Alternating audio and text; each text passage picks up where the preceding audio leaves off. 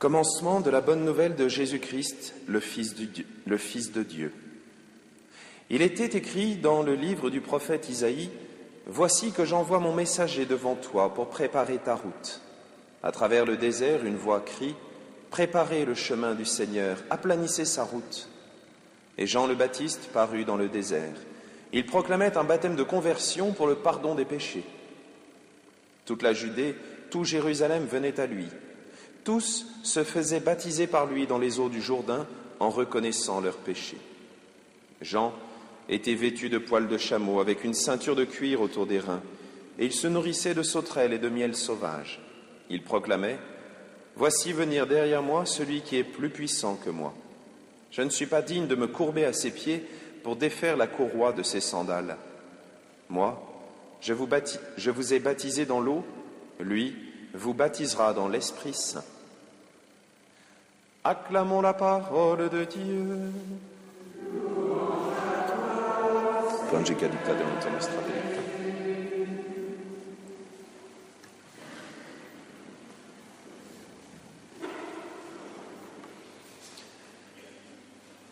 L'attente, encore l'attente. Nous allons finir par nous lasser. Déjà, dimanche dernier, nous avons entendu « veiller », car vous ne savez pas, ni le jour, ni l'heure. Et là, Saint Pierre nous redit « veillez, le jour du Seigneur viendra comme un voleur ». Est-ce qu'il nous dit la même chose ?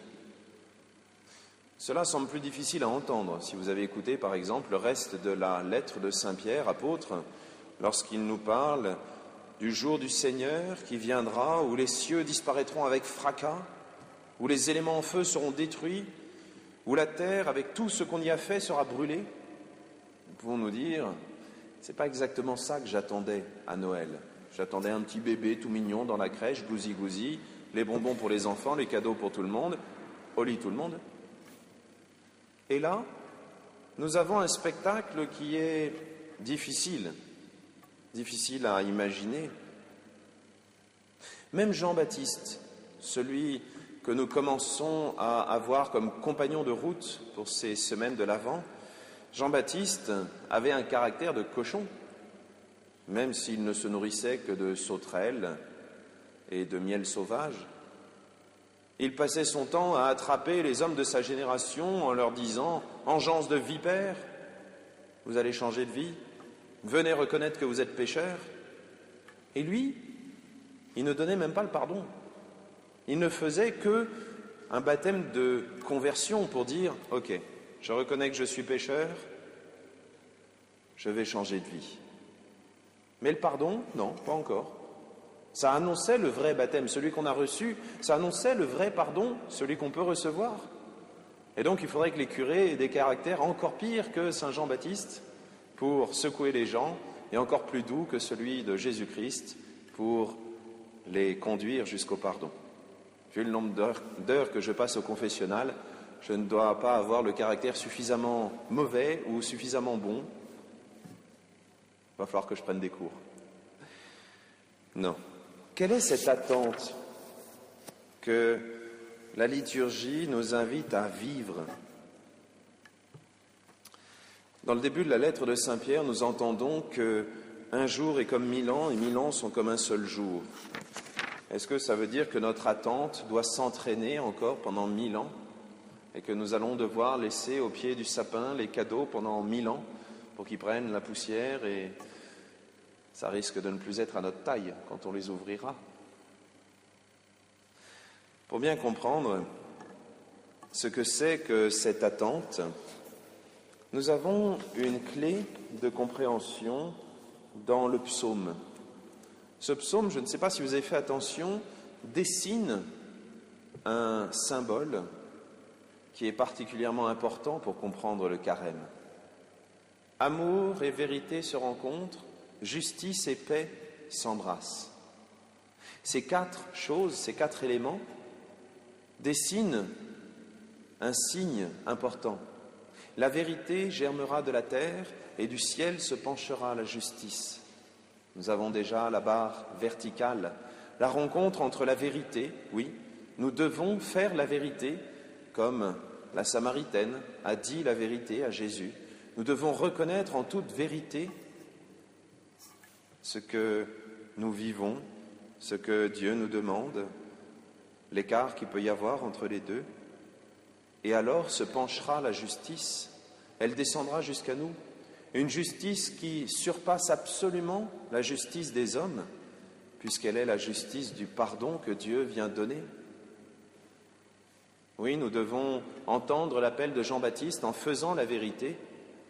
Alors nous aurons la réponse de Jésus-Christ qui donne le pardon. Mais il nous manque encore 2 autres éléments. Amour et vérité se rencontrent, justice et paix s'embrassent. Il nous manque l'amour et la paix. Si nous avons dessiné cette barre verticale, ce contact entre le ciel et la terre,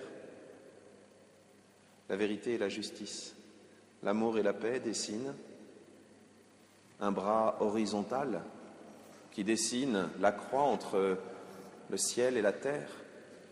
C'est la croix qui permet de comprendre l'avant. Vous allez me dire, normalement, c'est plutôt le carême qui nous conduit jusqu'à la croix et jusqu'au matin de Pâques. Mais l'avant, l'attente de la naissance du Christ, ne peut se comprendre qu'avec la croix. Prenons un exemple. Si pour nous, Noël, ce n'est que les cadeaux, dans ce cas-là, nous risquons de devenir tous des enfants gâtés qui se roulent par terre en tapant du poing si nous n'avons pas les cadeaux que nous voulons. Et nous pourrons envoyer toutes les lettres de réclamation au Père Noël. Nous risquons de continuer à avoir un caractère de cochon. Non. Cet avant, si nous voulons véritablement le comprendre, il est le moment où nous attendons la connexion entre la terre et le ciel, ce moment où l'humanité tout entière est unie à la divinité de Jésus-Christ. Et c'est ça qui donne toute son ampleur, toute sa dimension à Noël. Plus qu'une naissance il y a 2000 ans, c'est Dieu qui s'est fait homme, c'est Dieu qui vient parmi nous, et Dieu qui vient nous élever jusqu'à lui en faisant mourir par le bois de la croix tout ce qui n'est pas digne de ce nom de chrétien que nous portons. Aujourd'hui, osons imaginer que Dieu est véritablement venu nous sauver et pas simplement nous rendre une petite visite. Osons imaginer que ce temps de Noël n'est pas juste un temps pour vider son compte en banque avant la fin de l'année. Osons imaginer que nous ne sommes pas en train d'attendre la fin du monde et puis rien d'autre, car dans ce cas-là, il serait vraiment temps de vider son compte en banque et de se faire des amis avec l'argent menteur. Mais au contraire, nous sommes en train d'attendre notre salut.